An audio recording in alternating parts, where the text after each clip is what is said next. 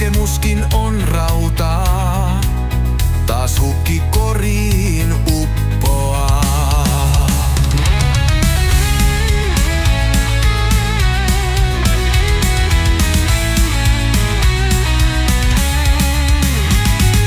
Aava, Veera ja Helmi pallon saavat liikkumaan.